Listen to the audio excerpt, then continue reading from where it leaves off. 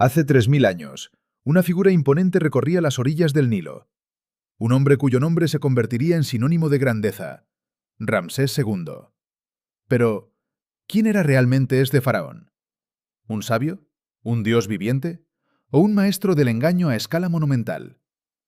En este documental reconstruiremos la auténtica cronología de la vida del faraón más célebre de la historia de Egipto, desde sus humildes orígenes en una familia de militares hasta su apoteósica transformación en una leyenda que desafió al tiempo. Analizaremos cómo un error de inteligencia en la batalla de Kadesh, una equivocación fatal, casi truncó su destino. ¿Cómo logró transformar este revés militar en su mayor triunfo? ¿Qué estrategias empleó para reescribir la historia a su favor? También exploraremos su vida privada, descubriendo la profundidad de su amor por Nefertari y el peso de sobrevivir a 12 de sus propios herederos. ¿Cómo influyó esta tragedia personal en sus decisiones como gobernante? Prepárense para una historia de poder, pasión y la asombrosa longevidad de un hombre que logró que la eternidad trabajara para él. Pero, ¿fue esta eternidad un regalo genuino o una cuidadosa construcción de su propia imagen? La respuesta, quizás, sea más compleja de lo que imaginamos.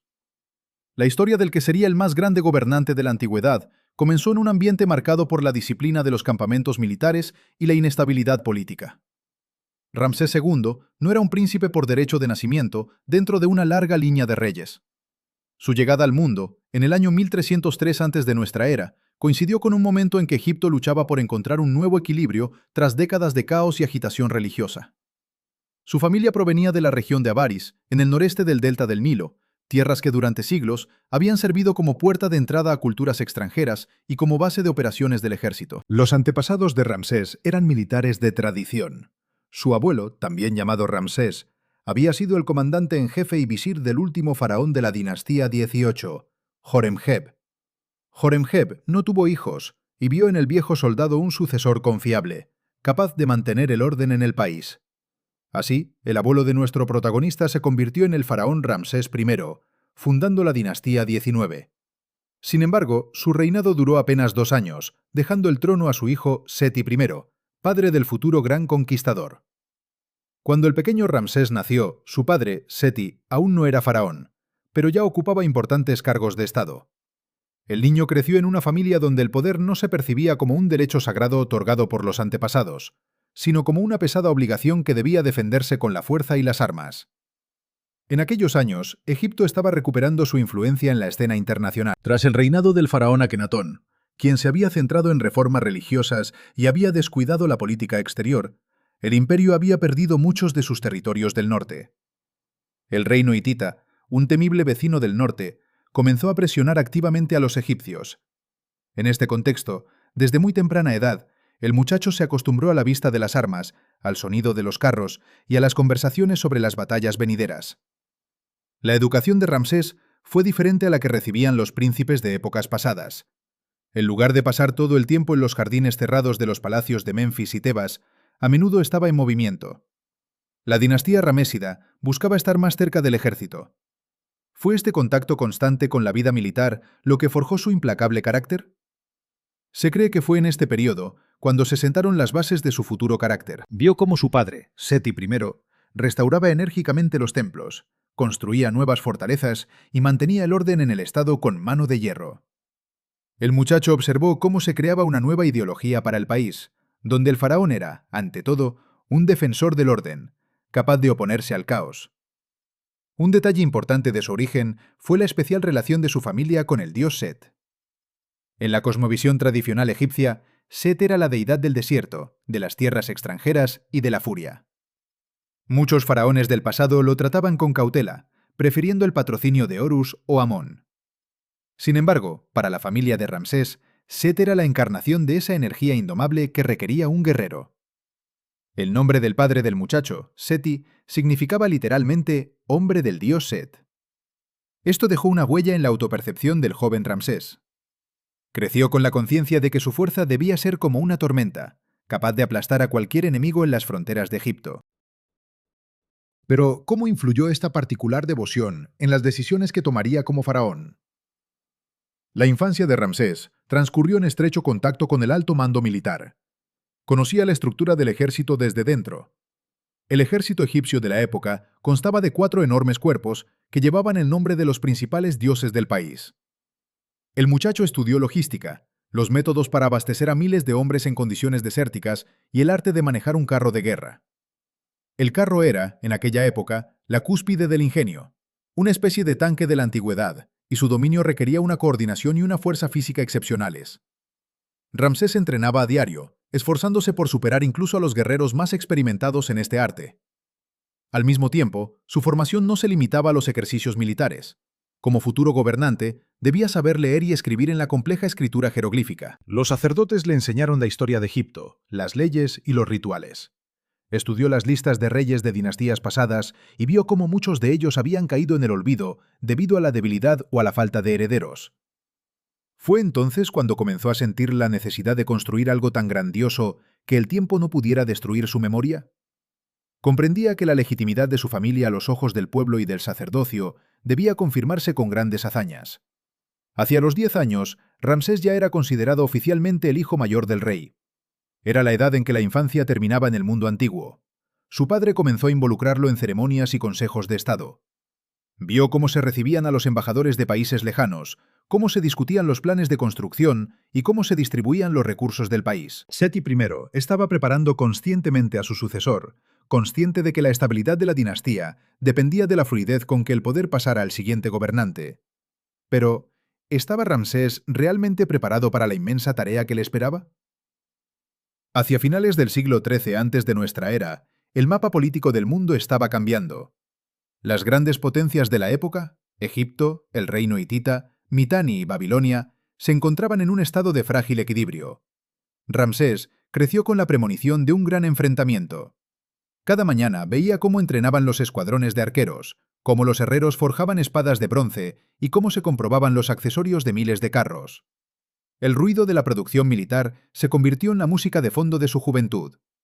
Ramsés no era simplemente un consentido por el destino, era un producto de su época, una época de restauración, fuerza y expansión militar. Su nacimiento a la sombra de los carros definió todo su camino posterior. No se limitó a heredar el trono, sino que fue construido por su padre y su entorno como el instrumento ideal para el dominio de Egipto en el mundo entonces conocido. Toda la experiencia acumulada de su abuelo y la energía de su padre debían concentrarse en él. Pero, ¿podría este joven, forjado en el crisol de la guerra y la política, estar a la altura de las expectativas y superar a sus predecesores? Al finalizar su formación inicial, Ramsés ya no era un simple niño. Era un joven con una clara comprensión de su misión. Sabía que le esperaban no solo honores, sino también durísimas pruebas en los campos de batalla y en las salas de justicia. Ante él se extendía Egipto, que anhelaba recuperar su antigua grandeza. Y Ramsés estaba dispuesto a garantizar esa grandeza. Su origen en una familia de soldados le dio la determinación que a menudo faltaba a los herederos legítimos de las antiguas dinastías. Estaba dispuesto a convertirse en el escudo y la espada de su tierra. Pero, ¿sería suficiente su determinación para enfrentarse a los desafíos que se avecinaban, o el peso del imperio demostraría ser demasiado incluso para un faraón criado entre carros y espadas? En el año 1290 antes de nuestra era, la vida del joven Ramsés dio un vuelco radical. Su padre, el faraón Seti I, tomó una decisión que marcaría el destino de Egipto durante la siguiente década. Nombraría oficialmente a su hijo corregente. Pero, ¿por qué este movimiento aparentemente sencillo era tan crucial? En un mundo antiguo donde las transiciones de poder solían ser sinónimo de conspiraciones y revueltas, Seti I buscaba enviar un mensaje inequívoco a todos. Sacerdotes, funcionarios y gobernantes extranjeros debían saber que su heredero ya poseía la plenitud del poder divino. Ramsés tenía entonces alrededor de 14 años, una edad considerada como el umbral de la madurez en aquella época. La ceremonia de nombramiento fue un espectáculo de pompa y boato. El joven príncipe fue presentado ante la corte como el legítimo sucesor, investido con insignias especiales. Desde ese día, dejó de ser simplemente el hijo mayor para convertirse en la segunda persona más importante del reino. Seti I asignó a su hijo su propia corte, un consejo de asesores y un palacio independiente. Sin embargo, esto no significó el comienzo de una vida ociosa. Al contrario, para Ramsés comenzó una verdadera escuela de gobierno imperial.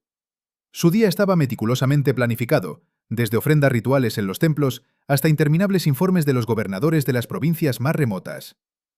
Una de las responsabilidades más importantes del joven regente fue la supervisión de los recursos estatales.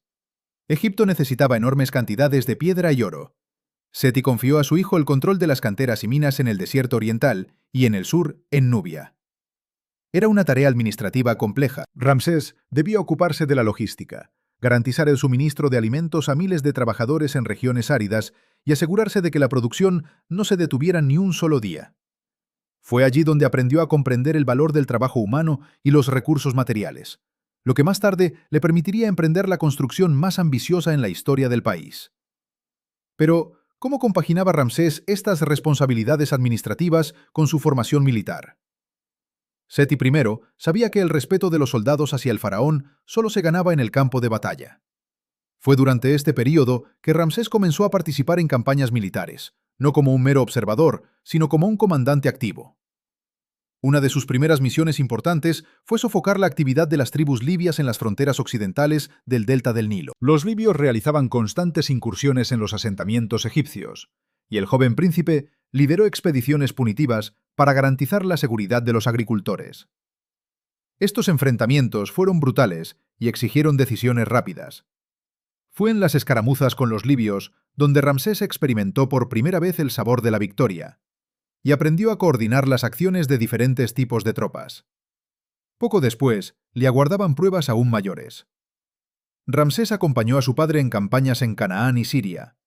Estas tierras eran una zona de interés para muchas grandes potencias, y la presencia del ejército egipcio allí debía ser constante. El joven regente fue testigo de asedios a fortalezas, negociaciones con príncipes locales y el establecimiento de hitos fronterizos. Aprendió el arte de la diplomacia, comprendiendo que a veces una alianza oportuna o una demostración de fuerza podían ser más eficaces que un enfrentamiento directo. También se percató de la creciente amenaza del imperio hitita, cuyos espías y vanguardias se encontraban cada vez con más frecuencia en las fronteras del norte. Pero, ¿qué papel jugó la construcción en la formación de Ramsés como futuro faraón? Un lugar especial en la vida de Ramsés durante este periodo lo ocupó la construcción. Seti I estaba erigiendo su grandioso templo funerario en Abidos, y Ramsés participó activamente en el proceso. Se comunicó con arquitectos y artistas, profundizando en las sutilezas del simbolismo religioso y las técnicas de procesamiento de la piedra. Vio cómo se grababan textos en las paredes de los templos, textos que debían glorificar a su padre en la eternidad. Esta experiencia moldeó su gusto estético y su comprensión de cómo el arte podía servir como herramienta de propaganda estatal. Comprendió que la escala de una construcción reflejaba directamente la grandeza de un gobernante. Durante estos 10 años de corregencia, Ramsés también comenzó a formar su propio círculo de personas de confianza. Eligió a personas no por su noble linaje, sino por sus habilidades y lealtad. Muchos de los que le sirvieron durante la regencia ocuparían más tarde los más altos cargos del Estado, cuando se convirtiera en gobernante único. Esto creó una base sólida para su futuro y largo reinado. No estaba solo en la cima del poder. Estaba rodeado de un equipo de oficiales y administradores leales, que habían superado con él las dificultades de las campañas y la complejidad de las reformas estatales. Tampoco faltaron los disturbios internos. En Nubia, que era una fuente vital de oro para Egipto, estallaban periódicamente rebeliones de tribus locales. Ramsés dirigió personalmente expediciones al sur, a las cataratas del Nilo. Estas campañas en duras condiciones climáticas exigieron una enorme resistencia. La exitosa pacificación de Nubia no solo aseguró un flujo de riqueza a las arcas, sino que también consolidó definitivamente la reputación del joven regente como un líder invencible. Los bajorrelieves ya comenzaban a representarlo en poses heroicas, aplastando a los enemigos de Egipto. ¿Y qué hay de la vida personal de Ramsés durante este periodo crucial? Un aspecto importante de su vida en estos años fue su esfera personal. Fue durante el periodo de corregencia cuando Ramsés formó una familia. Su esposa principal se convirtió en Nefertari, una mujer de excepcional belleza e inteligencia que jugaría un papel importante en su vida y en la política. Su unión no fue solo personal, sino también estratégica, fortaleciendo la imagen de una pareja real ideal. A los 20 años, Ramsés ya tenía varios hijos, lo que garantizaba la continuación de la dinastía y eliminaba la cuestión de la sucesión al trono, que tanto había atormentado a las generaciones anteriores de gobernantes. Al final del periodo de corregencia, Ramsés se había transformado de un joven ambicioso en un experimentado estadista. Poseía una combinación única de cualidades: conocimiento de la estrategia militar, experiencia en la construcción a gran escala y comprensión de las complejidades de la gestión económica. Ya no necesitaba la tutela de su padre, aunque siempre enfatizó su profundo respeto por Seti I. El país se había acostumbrado a verlo como su futuro líder. El sacerdocio reconocía su autoridad religiosa, el ejército lo veneraba por su valentía personal, y el pueblo lo veía como un garante de la estabilidad. El período de la escuela del faraón llegaba a su fin. 10 años como príncipe regente fueron el tiempo en que se forjó el carácter del hombre cuyo nombre se convertiría en sinónimo de la palabra faraón para muchas generaciones. Cuando la sombra de la muerte comenzó a cernirse sobre su padre, Ramsés estaba completamente preparado para asumir la carga de la responsabilidad por el destino del imperio. No se limitó a esperar ese momento, sino que se preparó metódica y persistentemente para ello cada día de su regencia. Pero, ¿qué desafíos le esperaban a Ramsés una vez que ascendiera al trono? ¿Cómo pondría a prueba su reinado las lecciones aprendidas durante su corregencia? El misterio de su ascenso al poder es solo el comienzo de una historia aún mayor.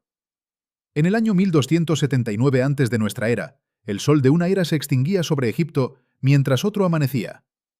El faraón Seti I había fallecido, dejando tras de sí un reino próspero y un heredero bien preparado. Para Ramsés II, este momento representó tanto un profundo duelo personal como un triunfo supremo. Aunque ya había gobernado durante 10 años junto a su padre, ahora debía asumir la plena responsabilidad del destino de millones de personas y la preservación del orden mundial. Pero, ¿cómo se aseguraría de no defraudar a su padre y a su pueblo? La transición del poder en el antiguo Egipto no era un mero acto político, sino un profundo proceso religioso destinado a garantizar que la muerte del rey terrenal no condujera al triunfo del caos. El primer deber del joven gobernante fue, por tanto, organizar una despedida digna para su padre hacia la eternidad. El proceso de momificación y preparación para el entierro duraba 70 días. Durante este tiempo, Ramsés supervisó cada detalle de la ceremonia en el Valle de los Reyes. Se aseguró personalmente de que la tumba de Seti I, considerada aún hoy una de las más bellas y complejas de Egipto, se completara siguiendo todos los cánones. Pero, ¿qué secretos ocultaba esta tumba destinada a albergar al faraón en su viaje al más allá? La procesión funeraria avanzó por el Nilo en barcazas doradas, acompañada por el llanto de plañideras profesionales y los cánticos de los sumos sacerdotes. Ramsés encabezaba esta procesión, desempeñando el papel del hijo que realiza el rito sobre la momia de su padre, ayudándole así a alcanzar la vida eterna en el reino de Osiris. Una vez concluidos los rituales funerarios, llegó el momento de la ascensión oficial de Ramsés al trono. La coronación fue una compleja festividad de varios días que se celebró en las capitales del reino, Menfis y Tebas. El evento central fue la visita al templo de Karnak en Tebas, donde Ramsés se presentó ante el rostro del dios Amón. Pero, ¿qué significado oculto se escondía tras este encuentro divino? En el profundo silencio del santuario, el sumo sacerdote colocó sobre la cabeza del joven la doble corona absent, que simbolizaba la unificación del Alto y el Bajo Egipto. A partir de ese momento, dejó de ser simplemente un hombre y se convirtió en la encarnación viviente del dios Horus en la tierra. Una parte esencial de la coronación fue la adopción de 5 nombres reales. Cada uno de estos nombres tenía un profundo significado programático y definía el curso del futuro reinado. El primero lo proclamaba como la encarnación del orden, el segundo lo vinculaba con las diosas protectoras del país, el tercero subrayaba su valentía militar, el cuarto nombre, que se hizo más conocido, sonaba como Usermaatra, poderosa es la justicia de Ra. El quinto nombre era personal, Ramsés, que significa Ra lo ha engendrado. La proclamación de estos nombres resonó por todo el país. Fueron grabados en estelas y registrados en papiros en todos los centros administrativos. Pero, ¿cómo influirían estos nombres en el reinado del joven faraón? Tras asumir el poder, el faraón de 25 años no tardó en actuar. Sus primeros decretos fueron la confirmación de los poderes de los antiguos funcionarios y el nombramiento de nuevas personas para puestos clave. Ramsés comprendía que la estabilidad de su poder dependía de la lealtad del aparato burocrático y del sacerdocio. Confirmó las exenciones fiscales para los templos más grandes, pero al mismo tiempo reforzó el control sobre la distribución de grano de los graneros estatales.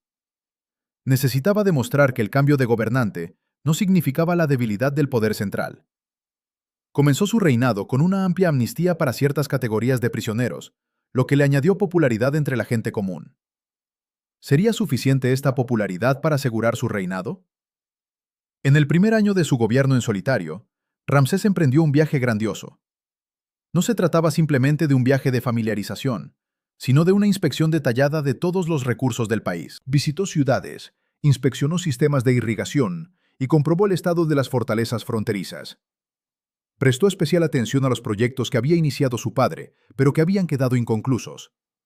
Ordenó acelerar las obras en todo el país, atrayendo a miles de trabajadores adicionales. Quería que su nombre estuviera inscrito junto al nombre de su padre en cada monumento significativo, subrayando así la continuidad del poder y su papel como culminador de grandes obras. Pero, ¿qué descubriría Ramsés en este viaje que cambiaría el curso de su reinado? Durante este viaje, hizo una parada en Abidos. Allí descubrió que el templo de Seti I estaba en ruinas y que muchas obras estaban paralizadas. Esto provocó la ira del joven faraón. Reunió a la administración local y a los sacerdotes, pronunciando un discurso que quedó registrado en las paredes del templo. Ramsés declaró que un hijo está obligado a cuidar la memoria de su padre, y que si él no terminaba de construir este templo, sus propios hijos no cuidarían de su memoria. Destinó enormes fondos de su tesoro personal y nombró supervisores especiales para que la construcción se llevara a cabo día y noche. Este acto demostró a los egipcios que el nuevo rey anteponía el deber y la piedad a todo lo demás. Pero ¿era esta piedad genuina o una estrategia política calculada? En Memphis, Ramsés también demostró ser un administrador enérgico. Comenzó a reconstruir los complejos palaciegos, haciéndolos más majestuosos y acordes con su gusto. Al mismo tiempo, dedicó mucho tiempo al consejo militar. Aunque en el primer año de su reinado la situación en las fronteras era relativamente tranquila, Ramsés sabía que era la calma que precede a la tormenta. Ordenó que se iniciara una inspección a gran escala del estado del parque de carros y de los arsenales. Comprendía que los hititas en el norte estarían observando atentamente las acciones del joven rey, poniéndolo a prueba. Cada una de sus decisiones, cada uno de sus decretos, debían transmitir confianza y una fuerza inquebrantable. ¿Pero estaba realmente preparado para la guerra que se avecinaba? El comienzo del reinado de Ramsés II también estuvo marcado por gestos simbólicos. Ordenó que se iniciara la búsqueda de los yacimientos de granito y cuarcita de mayor calidad en Asuán. El faraón planeaba crear estatuas de un tamaño que Egipto aún no había visto. Quería que su propia imagen inspirara temor y respeto. Para él, el arte no era simplemente una decoración, sino un lenguaje visual del poder. Los enormes colosos debían erigirse a la entrada de los templos, recordando a cada súbdito y a cada extranjero que en el trono se sentaba un hombre igual a los dioses. ¿Pero podría el arte realmente asegurar su legado? Al final del primer año de su reinado, Ramsés II se había consolidado plenamente como líder único. Había superado con éxito los complejos rituales de transición del poder, asegurado la lealtad de la nobleza y demostrado al pueblo su adhesión a las tradiciones y a los dioses. El país se encontraba en un estado de expectación ante grandes logros. La dorada coronación había terminado y había comenzado el trabajo cotidiano de gobernar el imperio más grande de la época. Ramsés se encontraba en el umbral de acontecimientos que pondrían a prueba todas sus habilidades adquiridas en su juventud. Estaba preparado para los retos, y todo Egipto, conteniendo la respiración, observaba cada paso de su nuevo dios en la tierra. Le esperaban no solo los triunfos de la construcción, sino también la amarga experiencia de la guerra, que transformaría al joven y ambicioso rey en el legendario Ramsés el Grande. Pero, ¿a qué precio alcanzaría la grandeza? En el quinto año de su reinado, Ramsés II comprendió que las estrategias diplomáticas en las fronteras del norte habían llegado a su límite. El imperio hitita, liderado por el rey Muwatalli II, continuaba expandiendo su influencia en Siria, apoderándose de rutas comerciales vitales y atrayendo a vasallos de Egipto a su bando. ¿Qué motivaba esta expansión hitita?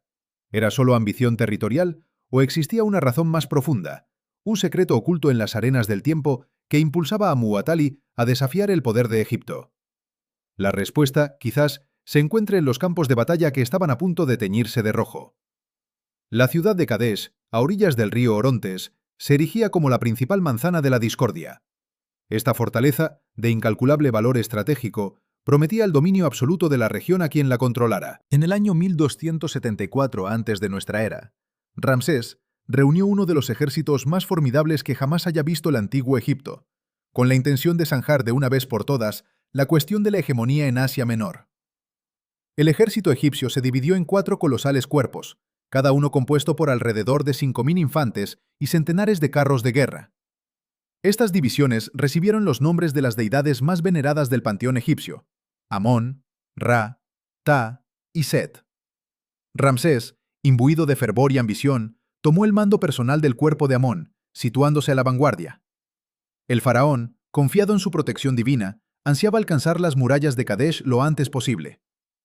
La extensa marcha a través del desierto del Sinaí y las tierras de Canaán transcurrió sin mayores contratiempos, conduciendo a los egipcios hasta el valle del río Orontes. Sin embargo, fue precisamente allí donde el joven gobernante se enfrentaría a la trampa más peligrosa de su vida. ¿Cómo un líder tan experimentado pudo caer en una celada tan evidente? Cuando el cuerpo de Amón se aproximaba a las inmediaciones de Kadesh, las patrullas egipcias interceptaron a 2 beduinos desertores. Durante el interrogatorio, estos informaron a Ramsés de que el ejército hitita, presa del pánico, se había retirado a gran distancia, hasta Alepo, dejando la ciudad de Kadesh prácticamente indefensa. Creyendo a pies juntillas esta información, el faraón ordenó a su cuerpo que estableciera un campamento de inmediato al noroeste de la fortaleza, sin aguardar la llegada del resto de sus fuerzas. Una decisión que, a la postre, resultaría fatídica. Más tarde se descubriría que los beduinos habían sido enviados por Muwatalli II con el único propósito de sembrar la desinformación. En realidad, un ejército hitita de 30.000 hombres y 2.500 carros de guerra pesados se ocultaba tras las colinas, al otro lado del río, a escasos kilómetros del incauto faraón.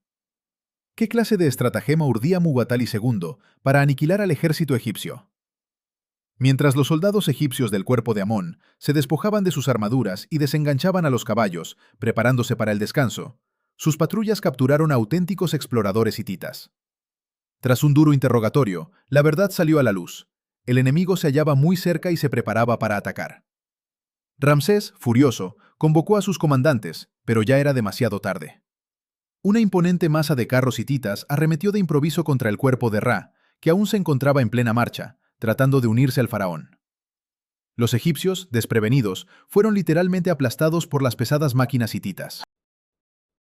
Los restos del cuerpo de Ra huyeron despavoridos hacia el campamento de Ramsés, sembrando el caos y la destrucción a su paso.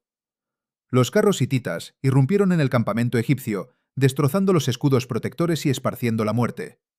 En ese instante crítico, cuando su ejército se hallaba al borde de la aniquilación total, Ramsés demostró un coraje inaudito. Según las crónicas oficiales egipcias, se enfundó su armadura, saltó a su carro y se lanzó en solitario al corazón de la batalla. Era consciente de que, si flaqueaba en ese momento, la historia de su dinastía concluiría allí mismo, en las arenas sirias. Su guardia personal y sus oficiales más leales, inspirados por el ejemplo del rey, se unieron a él. Ramsés logró organizar varios contraataques que contuvieron la embestida hitita, mientras estos se dedicaban a saquear los convoyes egipcios. ¿Cómo un solo hombre pudo cambiar el curso de una batalla tan desigual? La situación se estabilizó gracias a la llegada de un destacamento especial de guerreros de élite, conocidos como los Nearin. Estos arribaron desde la costa justo en el momento en que los hititas comenzaban a empujar al grupo de Ramsés hacia el río. El repentino ataque de estas fuerzas frescas sembró la confusión en las filas de la caballería hitita. Envalentonados, los egipcios pasaron a la ofensiva, obligando a los hititas a retroceder hacia el río. Muchos guerreros de Muwatalli II perecieron bajo las flechas o se ahogaron al intentar cruzar a la otra orilla con sus pesadas armaduras. Al caer la noche, los cuerpos de Petá y Set, que se habían retrasado, llegaron al campo de batalla, estabilizando definitivamente la posición egipcia. A la mañana siguiente, la batalla se reanudó, pero ambos bandos se encontraban exhaustos. Ni Ramsés ni Muwatalli lograron obtener una ventaja decisiva. La fortaleza de Kadesh permaneció en manos de los hititas, pero su ímpetu ofensivo se había visto frenado, y las pérdidas entre la nobleza y las unidades de élite resultaron catastróficas. El rey hitita propuso una tregua, y Ramsés, consciente de que su ejército estaba desangrado, aceptó la oferta. Las tropas egipcias iniciaron una retirada organizada hacia el sur. A pesar de que el objetivo estratégico de la campaña no se había logrado, Ramsés presentó los resultados de la misma como una gran victoria. ¿Cómo logró Ramsés transformar una derrota en un triunfo propagandístico? De regreso a Egipto, el faraón ordenó que los acontecimientos de Kadesh quedaran grabados en los muros de los templos más importantes del país. En estas inscripciones, conocidas como el poema de Pentaur y el reportaje, la batalla se describía como un triunfo de la voluntad de un solo hombre. Ramsés afirmaba que, en el momento en que todos le habían abandonado, solo su plegaria al dios Amón y su valentía personal habían salvado el imperio. Esta fue la primera campaña de propaganda a gran escala de la historia. Los textos y los bajorrelieves representaban al faraón derrotando a miles de enemigos y a Muwatalli II implorando clemencia. Para el propio Ramsés, la batalla de Kadesh se convirtió en una valiosa lección de vida. Comprendió los límites del poder militar y el riesgo que entrañaba subestimar al adversario. Esta batalla transformó su enfoque de gobierno. De la pura agresión, pasó gradualmente a una compleja estrategia diplomática. El conflicto con los hititas se prolongó durante muchos años, manifestándose en pequeñas escaramuzas y en la lucha por la influencia en las ciudades fronterizas. Pero no volvieron a producirse batallas campales de tal magnitud. Kadesh se convirtió en el crisol en el que se forjó el carácter de Ramsés como gobernante maduro. Los resultados del 5.º año de su reinado sentaron las bases para la futura leyenda de Ramsés el Grande. El pueblo de Egipto creyó en la invulnerabilidad divina de su rey, y los enemigos en las fronteras comprendieron que, incluso en la situación más desesperada, este hombre era capaz de cambiar el curso de los acontecimientos.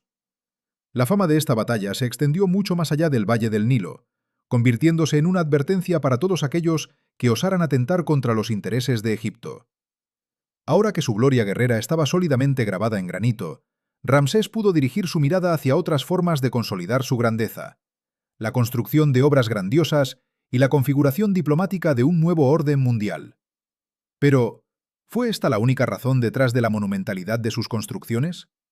¿O acaso Ramsés buscaba algo más que la simple inmortalidad?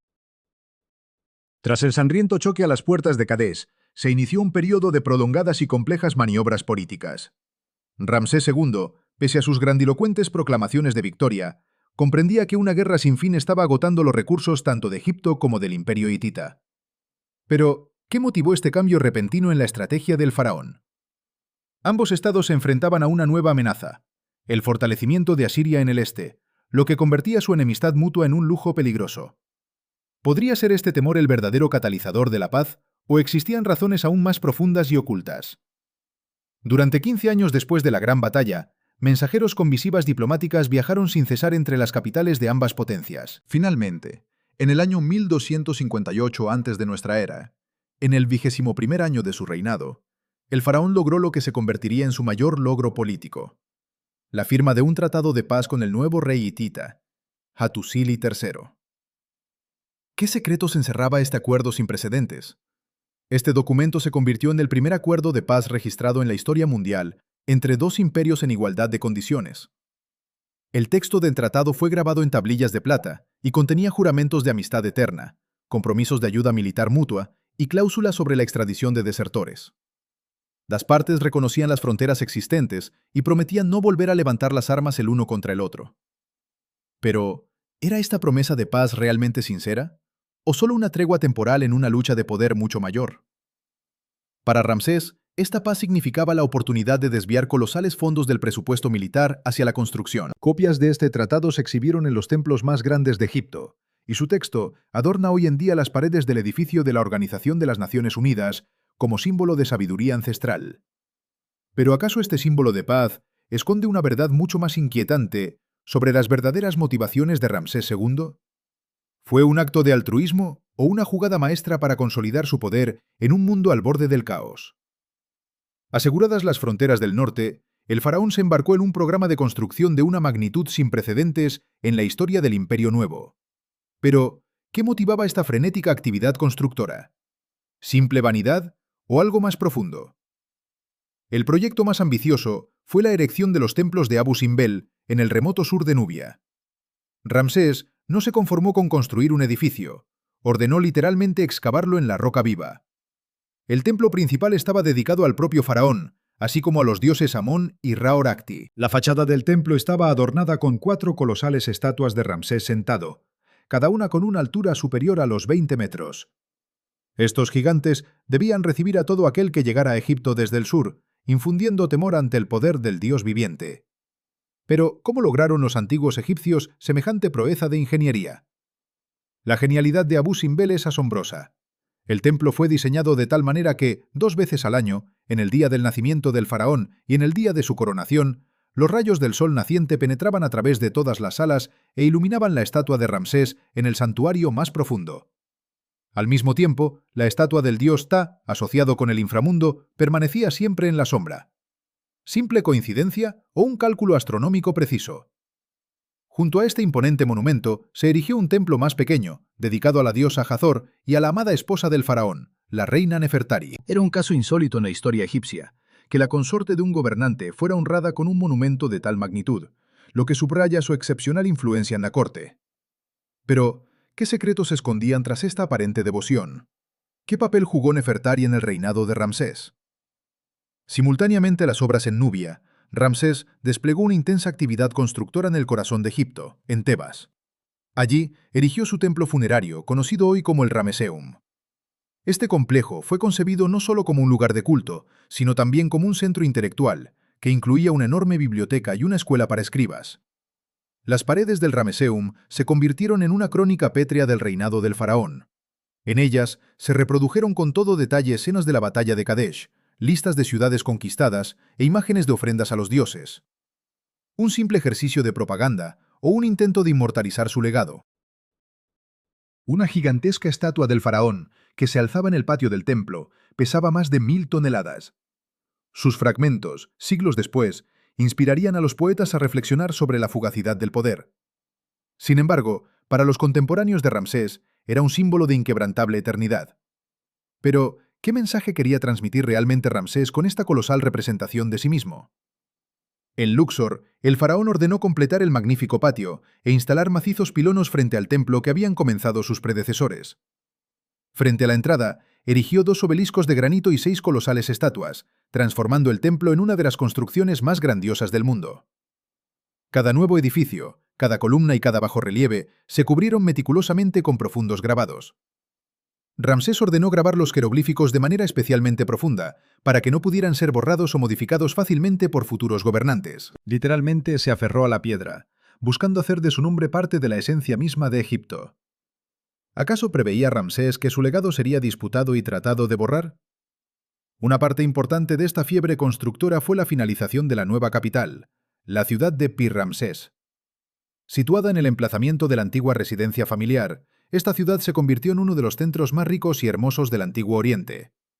Aquí se encontraban magníficos parques, numerosos canales, arsenales y talleres de joyería.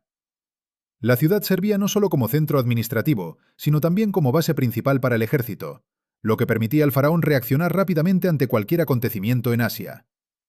Según las descripciones de sus contemporáneos, Pi-Ramsés estaba cubierta de vegetación y flores, y sus templos resplandecían con adornos de oro y fayenza. Pero, ¿era esta imagen de opulencia y poder una representación fiel de la realidad?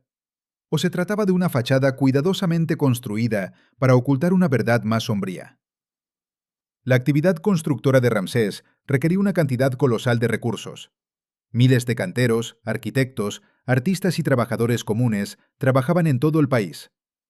El faraón supervisaba personalmente la calidad de los materiales, enviando expediciones a los desiertos más remotos en busca de raras variedades de piedra. No solo construía nuevos edificios, sino que a menudo restauraba antiguos templos, reemplazando los nombres de los reyes anteriores por el suyo propio. Esto no siempre era un acto de vandalismo. Para Ramsés, era una forma de insuflar nueva vida a los antiguos santuarios y confirmar su conexión indisoluble con el orden divino. Pero ¿hasta qué punto esta apropiación del pasado era una forma de legitimar su propio poder? Este periodo de gobierno se convirtió en una época de florecimiento del arte y la artesanía egipcios. La paz con los hititas abrió nuevas rutas comerciales, a través de las cuales llegaban al país productos exóticos, cedro del Líbano, cobre de Chipre, incienso de Punt. La economía prosperó bajo el férreo control de un poder centralizado. Ramsés II logró crear un sistema en el que la grandeza personal del gobernante y el bienestar del Estado se volvieron inseparables. Cada nueva construcción servía como prueba de que los dioses estaban complacidos con su elegido y concedían a Egipto paz y abundancia. Pero, ¿era esta prosperidad sostenible? ¿O dependía demasiado de la voluntad y la capacidad de un solo hombre? Hacia el 30º año de su reinado, Ramsés II había transformado Egipto en una gigantesca obra en construcción.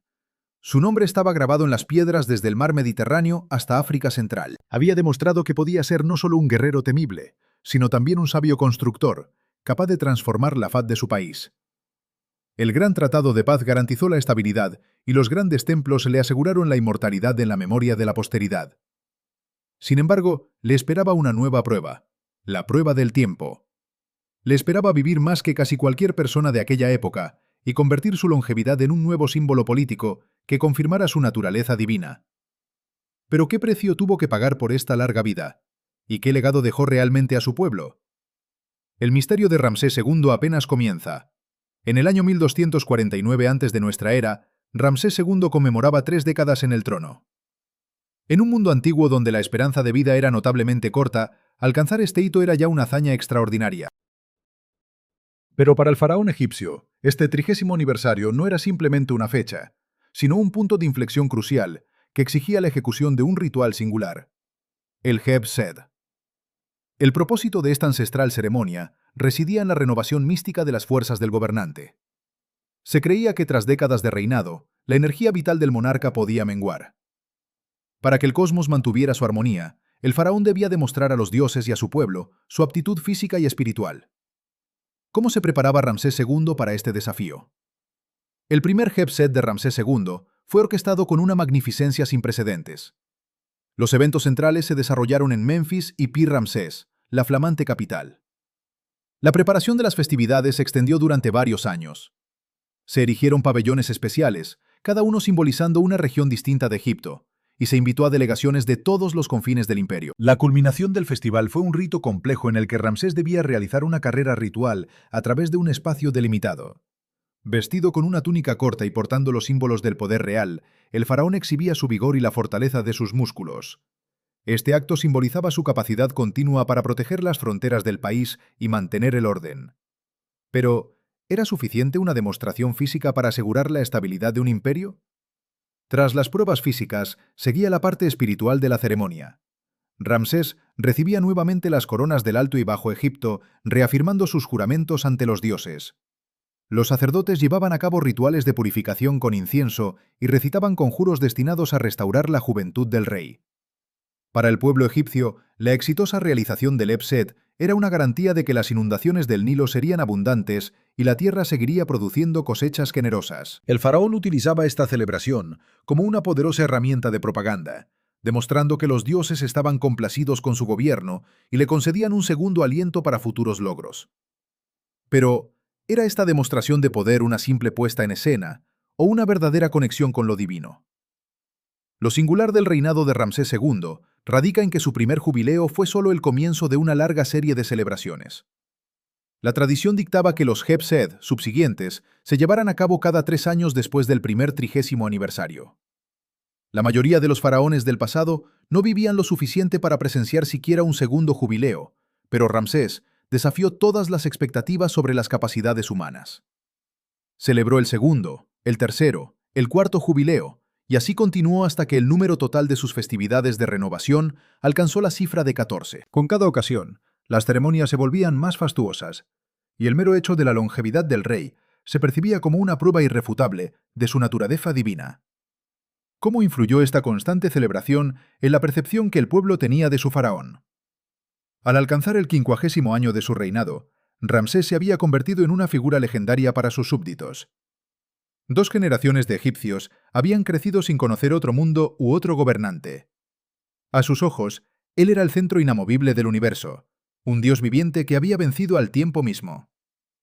Esta longevidad desempeñó un papel crucial en la estabilización de la sociedad egipcia. Mientras Ramsés permaneciera en el trono, el mundo parecía inmutable y seguro. Incluso sus antiguos enemigos, los hititas, comenzaron a profesarle un respeto supersticioso. Su prolongada presencia en la arena política permitió mantener una paz duradera y la prosperidad económica, ya que nadie se atrevía a desafiar a un gobernante que evidentemente contaba con la protección de las fuerzas superiores. Pero, ¿era esta estabilidad una fortaleza o una trampa? Sin embargo, tras el brillo de los tronos dorados y el humo del incienso, se ocultaba la dura realidad del envejecimiento físico. A pesar de las declaraciones rituales de eterna juventud, Ramsés II estaba sujeto a las leyes de la naturaleza. Continuaba participando en las ceremonias, pero sus movimientos se volvían cada vez más limitados. Para mantener la ilusión de fuerza, los arquitectos y artistas seguían representándolo como un héroe joven y musculoso, tal como en el día de la batalla de Kadesh. Esto creaba un extraño contraste entre el arte oficial y la realidad, en la que el faraón se transformaba gradualmente en un anciano venerable. ¿Cómo reconciliaba el pueblo egipcio esta contradicción entre la imagen idealizada y la realidad palpable? El pensamiento religioso de la época se adaptó al increíble reinado. Los sacerdotes desarrollaron nuevos conceptos teológicos que explicaban por qué Ramsés permanecía en la tierra durante tanto tiempo. Comenzaron a identificarlo con el sol mismo, que completa su ciclo, pero nunca desaparece por completo. Por todo el país se erigieron estelas que glorificaban millones de años de su reinado. El concepto mismo de tiempo en Egipto se asoció con el nombre del faraón.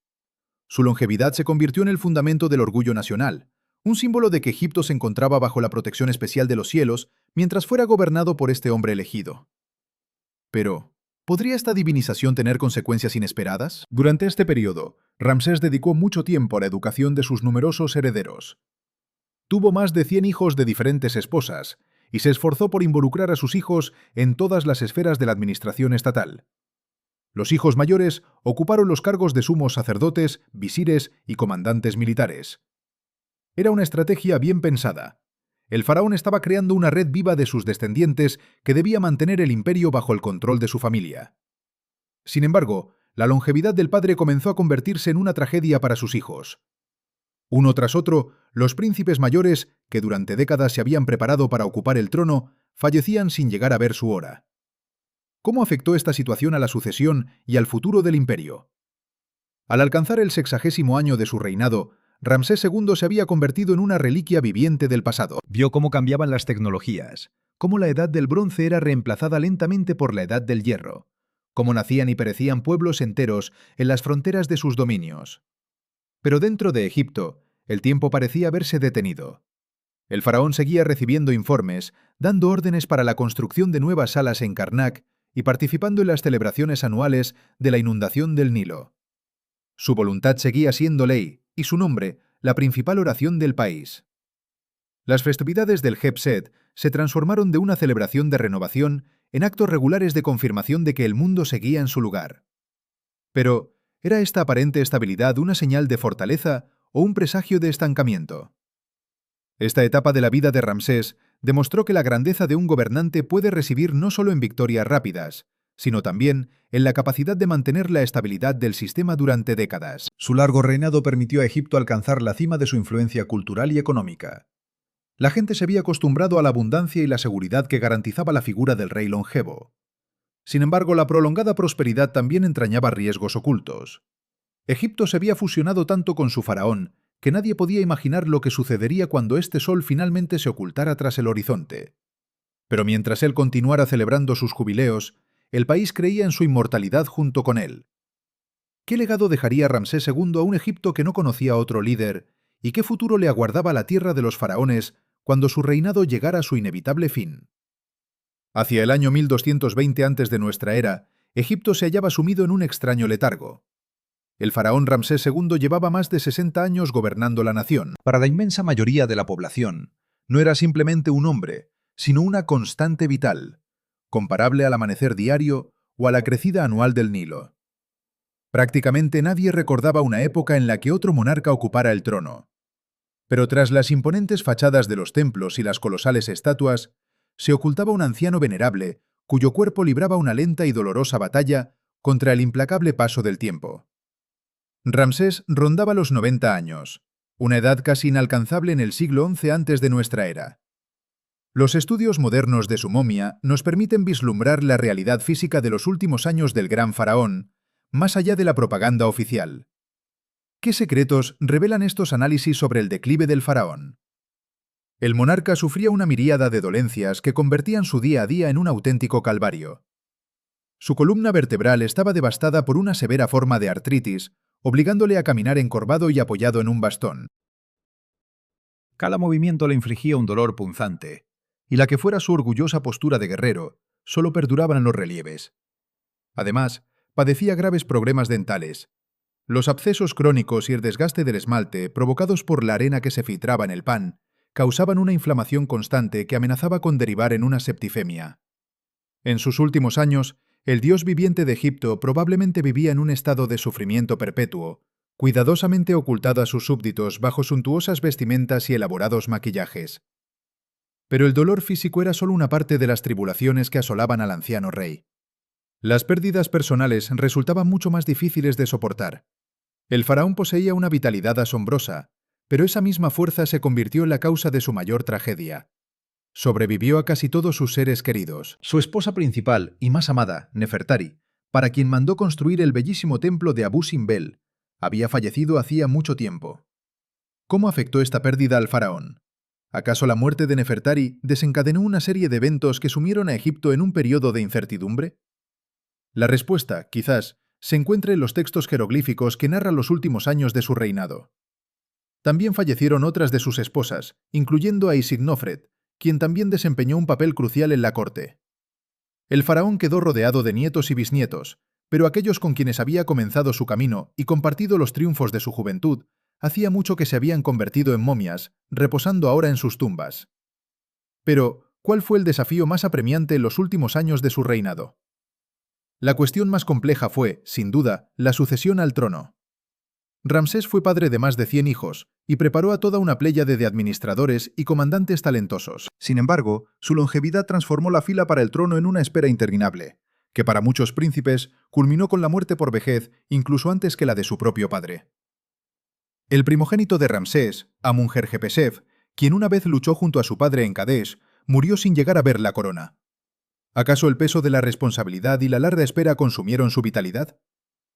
A Amun-Jerjepesef le siguieron el segundo, el tercero y el cuarto hijo.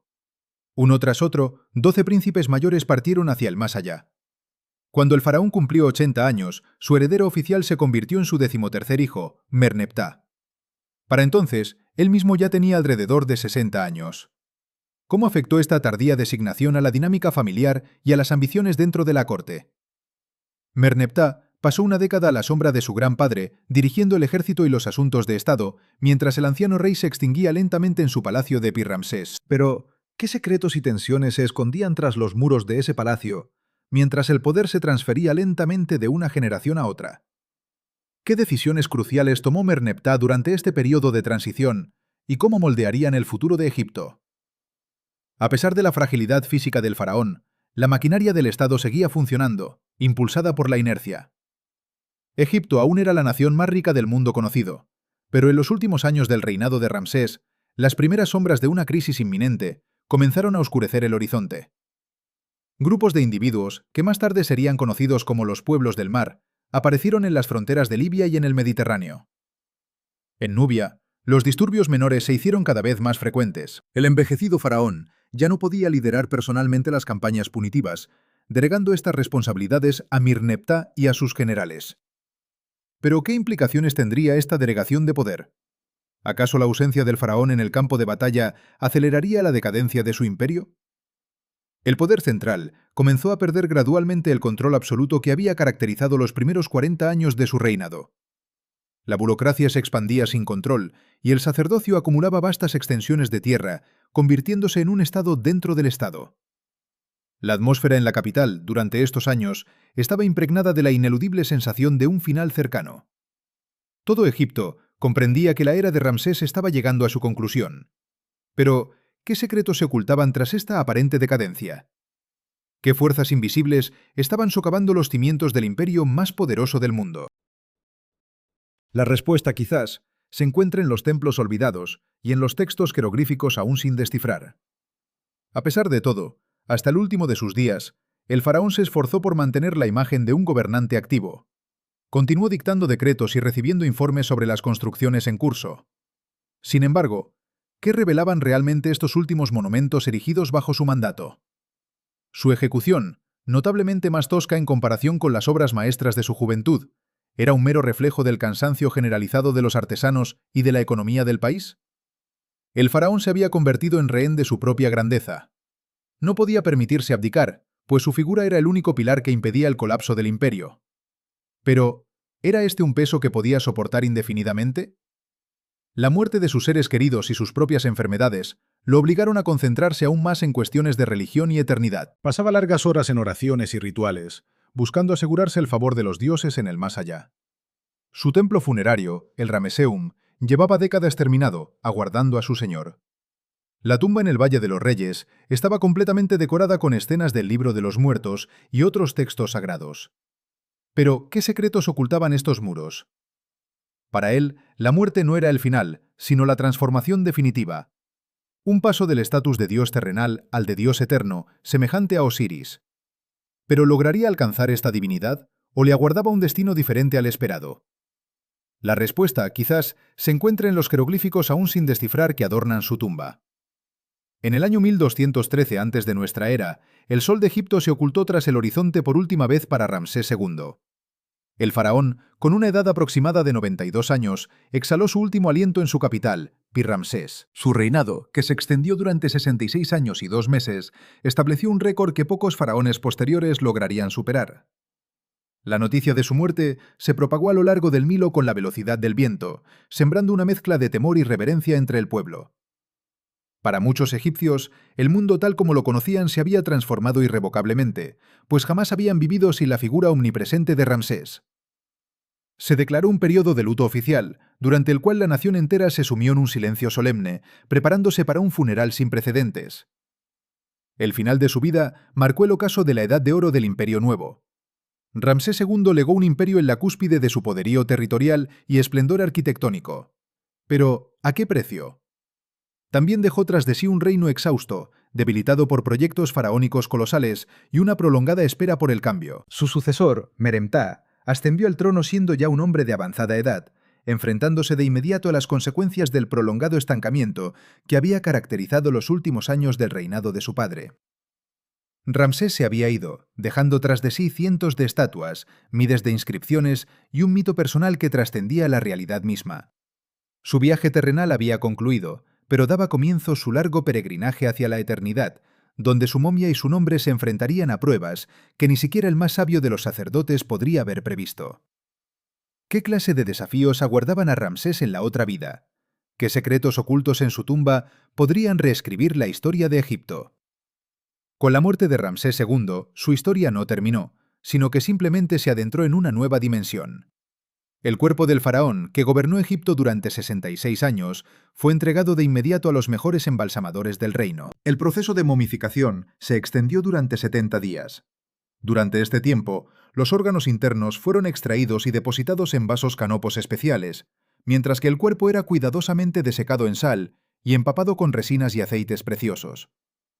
Los maestros embalsamadores se esforzaron por preservar la apariencia del rey, atendiendo incluso a los detalles más insignificantes, como la inserción de semillas de pimienta en las fosas nasales para mantener la forma de su característica nariz aguileña.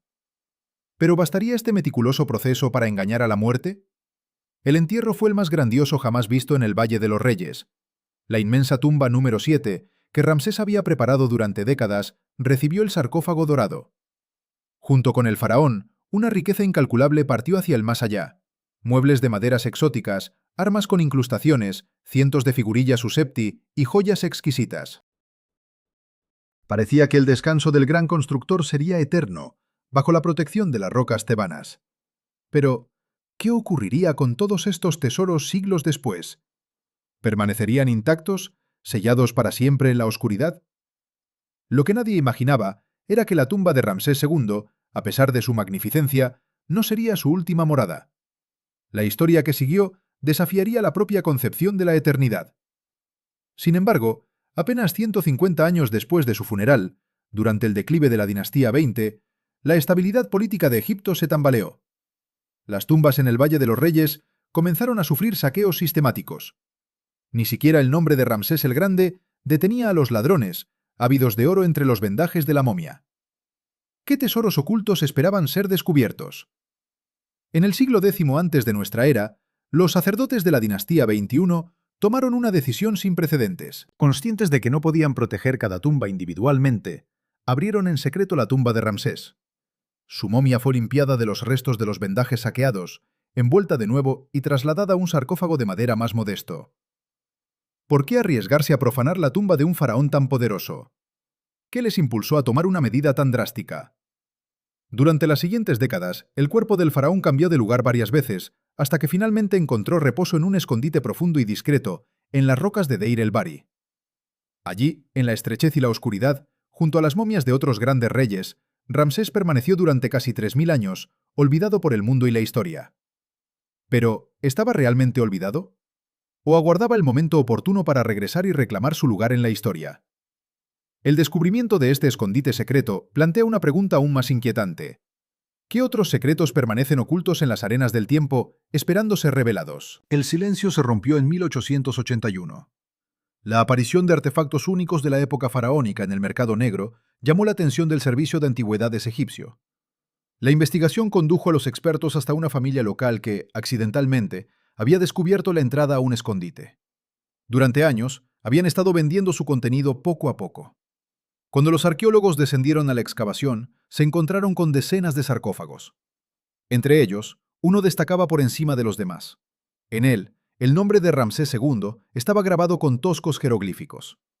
El retorno del faraón a El Cairo se convirtió en un acontecimiento nacional, pero ¿qué clase de fervor despertaría este hallazgo en el corazón de los egipcios? Cuenta la leyenda que, mientras el barco de vapor transportaba el cuerpo del rey por el Nilo, los egipcios modernos se congregaban en las orillas. Las mujeres, como hace 3000 años, lo despedían con un ritual de llanto. ¿Pero era este simple respeto ancestral? ¿O existía una conexión más profunda, un vínculo místico entre el faraón y su pueblo que trascendía el tiempo? La respuesta, quizás, se encuentra en los secretos que aún guarda la arena del desierto. El siglo XX trajo consigo nuevos desafíos. A mediados de la década de los 70, los científicos observaron con alarma que la momia de Ramsés se deterioraba rápidamente, víctima de un agresivo hongo. ¿Qué hacer para salvar este invaluable tesoro? La solución, audaz e inaudita, fue enviarla a Francia para su restauración. Este evento singular pasó a la historia por un motivo insólito. Fue la única vez que a un antiguo gobernante se le expidió un pasaporte moderno y oficial. En la casilla de profesión se podía leer «Rey» y en la de Estado «Fallecido». Pero, ¿cómo reaccionarían las autoridades francesas ante un visitante tan peculiar? En el aeropuerto de París, la momia fue recibida con los máximos honores militares, los mismos que se dispensarían a un jefe de Estado. Un gesto sorprendente, pero justificado por la importancia histórica del personaje. Los científicos franceses llevaron a cabo una exhaustiva desinfección y un análisis que revelaría sobre el faraón más de lo que se había descubierto en los siglos precedentes. ¿Qué secretos ocultaba el cuerpo momificado de Ramsés? Las investigaciones revelaron que Ramsés era un hombre de elevada estatura, de piel clara y sorprendentemente pelirrojo de nacimiento. Un rasgo poco común que en la antigüedad se consideraba una señal del favor especial del dios Set. Pero las sorpresas no terminaron ahí. El análisis de su dieta y el estado de sus huesos confirmaron que en su juventud había llevado una vida activa, aunque en su vejez sufrió graves problemas de salud relacionados con la edad. ¿Qué tipo de vida llevó este faraón para llegar a ser considerado un enviado de los dioses? Tras un tratamiento exitoso, la momia regresó a El Cairo, donde hoy ocupa un lugar central en el Museo Nacional de la Civilización Egipcia. Las modernas técnicas de conservación permiten mantener el aspecto del rey en un estado estable, transformándolo de un simple objeto biológico en un documento histórico eterno. Pero, ¿podrán estas técnicas detener el inexorable paso del tiempo? ¿O estamos simplemente retrasando lo inevitable, mientras los secretos de Ramsés esperan pacientemente a ser revelados? El legado de Ramsés II trascendió los límites de la arqueología, convirtiéndose en el arquetipo del gran faraón en la cultura mundial. Poetas cantaron sus hazañas, directores de Hollywood se inspiraron en su vida para crear épicas cinematográficas, y escritores lo convirtieron en el héroe de innumerables novelas de aventuras. Incluso aquellos que jamás han estudiado la historia de Egipto reconocen su nombre. ¿Cómo logró Ramsés II alcanzar tal grado de inmortalidad cultural? Él consiguió su objetivo primordial, vencer al tiempo. Sus templos aún se alzan majestuosos, desafiando el paso de los siglos.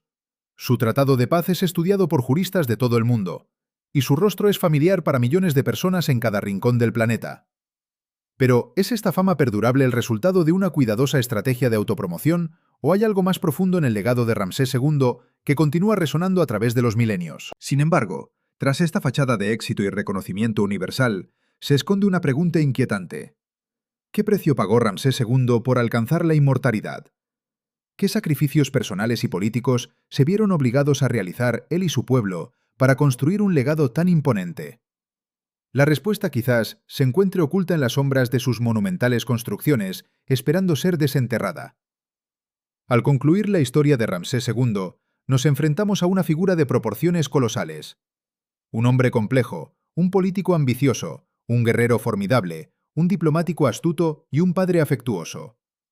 Su reinado marcó el apogeo de la civilización egipcia, pero ¿cómo un hombre, por poderoso que fuera, logró trascender su propia existencia?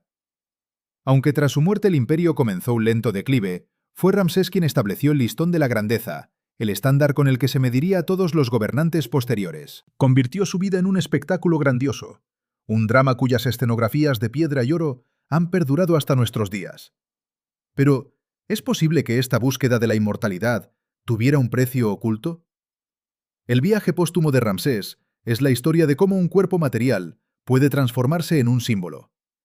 A pesar de que su tumba fue saqueada y su capital, Pi-Ramsés, desapareció con el tiempo bajo capas de limo y arena, su voluntad de perdurar demostró ser más poderosa que la destrucción. ¿Qué secretos guardaba este faraón para desafiar al tiempo y al olvido? Ramsés II sigue siendo el amo de Egipto, incluso 3 milenios después de su último aliento.